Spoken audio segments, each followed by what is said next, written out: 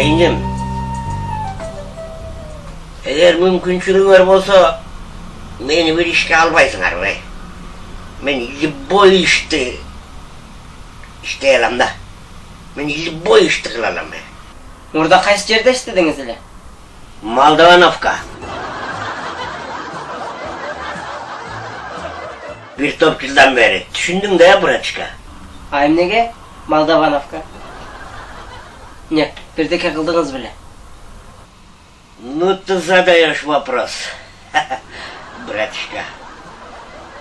Одного зайчика застрелил ведь, öyle?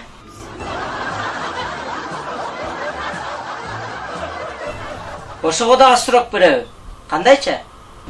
Kandayça deysin deyindim be. Men degen uagında konduktor bol iştegim.